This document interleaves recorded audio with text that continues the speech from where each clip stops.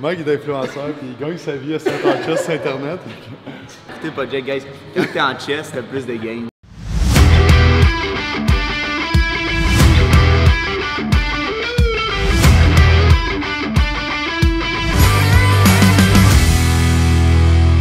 Ouais, puis là reviens, mais garde s'engager. Ouais, comme ça tu le repars bien ses épaules. Plusieurs. Là, rentre tes coudes vers l'intérieur juste à la fin. Ouais. Sens-tu plus quand tu rentres? Un peu, ouais.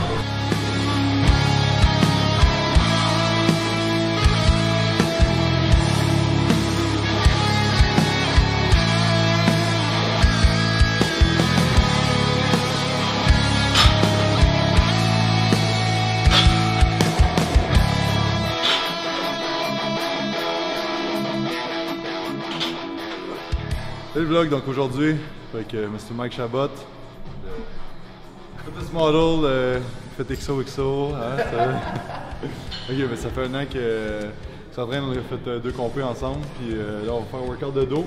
Mike c'est un de ses points faibles, un peu plus au niveau du dos.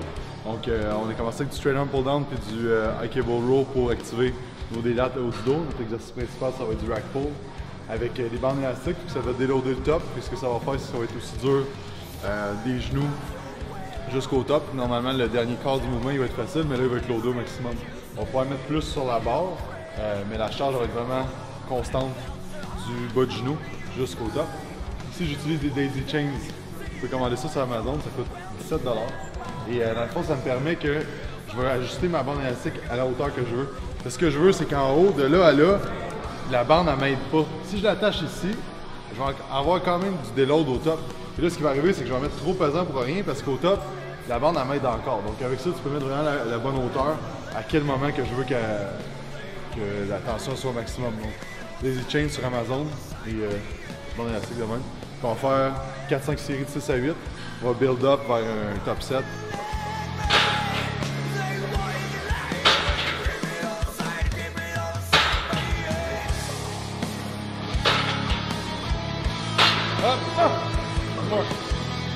Il y a une erreur qu'on voit souvent, Mike qui faisait ça au début tantôt, c'est qu'il partait puis il allait locker son rack pull, mais comme ça. Ok, mais il faut que tes hanches embarquent dans le mouvement, parce que le mouvement de la hanche, le rack pull, tu sais, oui, on veut travailler le dos, mais ça donne à rien d'aller faire comme un mouvement comme ça, parce que la tension vient du plafond, elle vient pas de là, tu sais.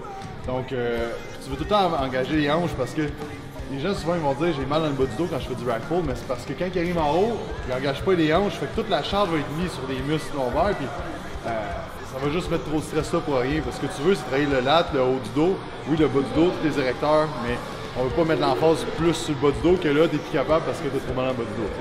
Quand il se positionne, vas-y. Ce que je veux c'est que juste avant de partir, là, il va penser d'aller porter son épaule vers sa hanche, donc là on voit les lattes actives. Tu veux pas faire de rétraction, c'est vraiment vers le bas, ça solide, abdos tête, puis là quand il lève, il pousse les hanches vers l'avant. Fait que c'est vraiment important de baisser les omoplates le plus possible pour que les lattes activent.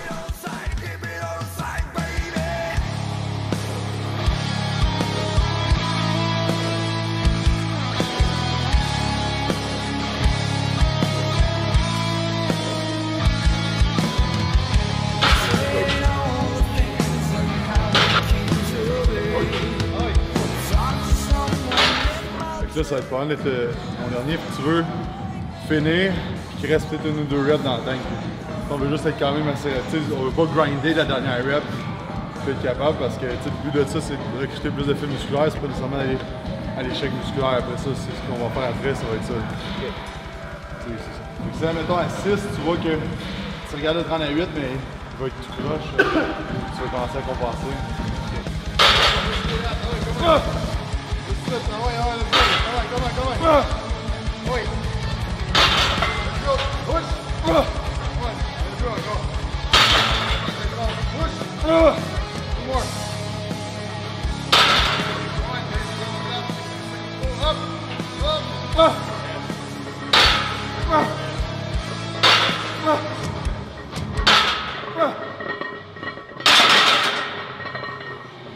Fait que là, il n'y a pas des clients qui s'entraînent en chess, c'est juste Mike.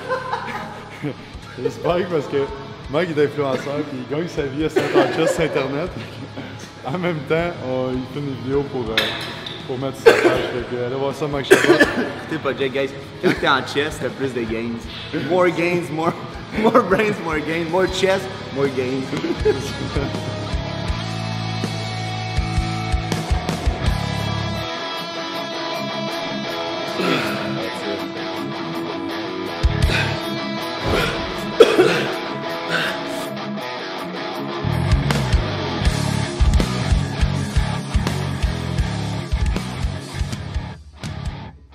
Et dans le fond, on va aligner le câble. Essaye de voir le câble se mettre directement avec son coude. Directement avec les fibres du lat qui sont plus verticales comme ça, puis après ça horizontales. On voit bien que Mike ici, ses lattes sont là. Okay? Puis les fibres de même, puis les fibres de même.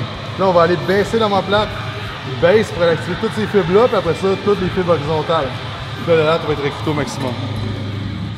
Il baisse, squeeze. Puis là, en revenant, garde ça engagé. Garde ça, puis là, stretch. C'est ça. Elle baisse, squeeze hard, garde ces 2 points-là collés, puis après ça, t'étires. C'est ça. Ah, un autre. Un autre. That's it.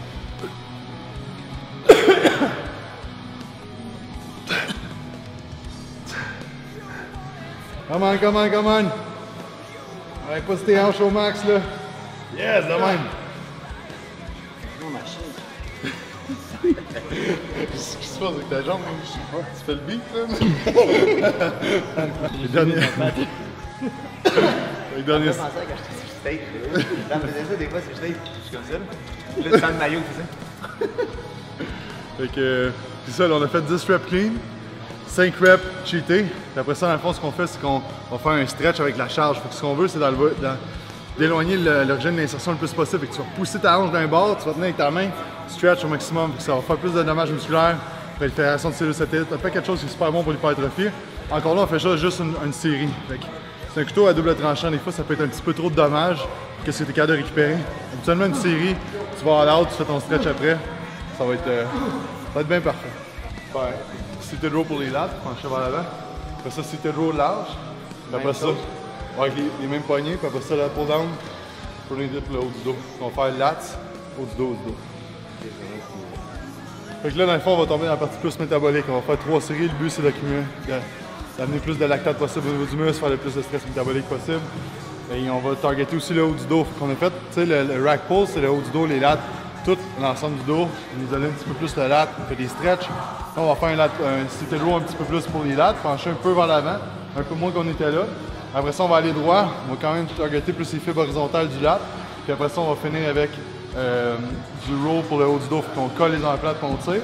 Puis après ça, on fait ça, 6 à 10 répétitions par exercice. Puis après ça, on va faire la pull down, les coudes vers l'arrière pour aller encore là travailler le haut du dos. Fait que c'est ça, sous forme de trick set, on va faire 2-3 sets dépendant comment ça va.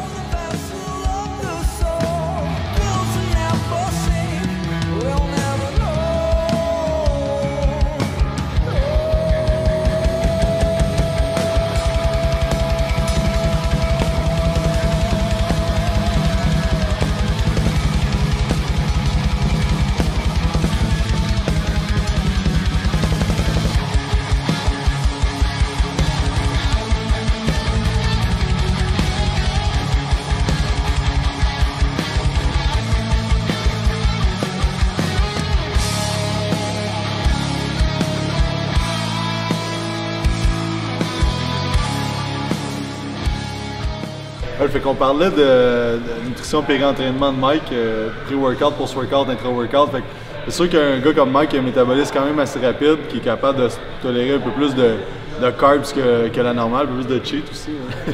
La première fois qu'il est arrivé dans mon bureau, il est arrivé avec un club sandwich avec des frites. Dans le bon vieux temps que je mangeais du pain. Je l'ai pincé à 3% sur biosignature de gras, donc il y a un métabolisme quand même assez rapide. Fait que pré-workout, ce qu'on fait prendre, c'est un mix de carbs lents, carbs rapides. Fait que, exemple, gros de sarrasin, t'as pris avant? Ouais. Gros de... Gruyot de sarrasin. Je prends pas de blé dans le fond. Ouais. Du miel organique, puis MCT oil en liquide directement. Puis je vais mettre un scoop de protéines de bœuf. Même chose parce que je prends pas de lactose. Fait que dans le fond, on a carb lent, carb rapide, ben carb lent.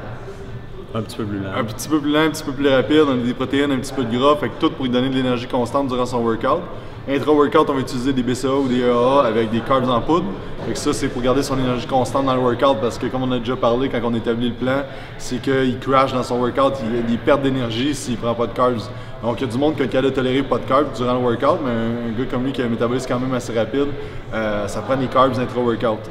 Ensuite de ça, post-workout, ça va être la protéine des carbs.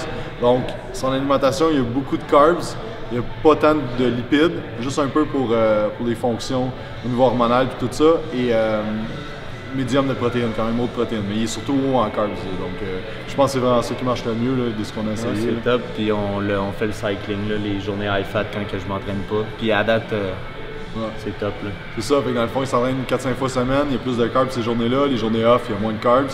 Donc de même, ce que ça permet, c'est que les journées que tu as moins de carbs, tu t'entraînes pas, ben il y a moins besoin d'avoir d'énergie pour son workout first. Deuxièmement, c'est que ça va augmenter sa sensibilité à l'insuline pour mieux gérer les carbs quand il va s'entraîner, et aussi ça va diminuer l'inflammation, diminuer la rétention d'eau, parce que c'est sûr, si tu manges beaucoup de carbs, tu vas rétentionner un petit peu plus d'eau. Donc là, on s'assure que le bon maintien des fonctions de la thyroïde aussi, ça va aider, je m'en ai dit la thyroïde, mais surtout au niveau de la sensibilité à l'insuline, au niveau du métabolisme, tout ça, donc être sûr d'être tout le temps optimal. Donc pas faire de bulk et de cut, mais bien on joue avec ça dans la semaine.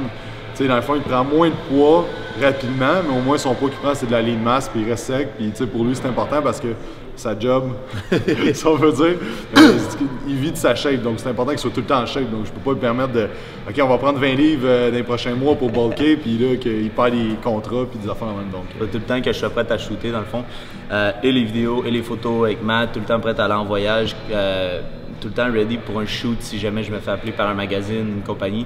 Fait que avec Jake, vraiment, c'est ce qu'on a trouvé qui était le plus efficace. Ça me garde lean, mais même à ça, on a eu des bons résultats là, sur la lean mass. Là. Ouais, exact. Donc, c'est ça. C'est tout pour aujourd'hui. J'espère que vous avez apprécié. N'oubliez pas de faire un petit like, un petit partage, de mettre en commentaire si vous aimez ça, les vlogs. On va être rendu à 80 quand ça va sortir. Hein? 80, fait qu'on vise le 100. Après ça, on va regarder si on continue. Et c'est ça, fait qu'on se parle dans le prochain vlog. Merci d'avoir écouté.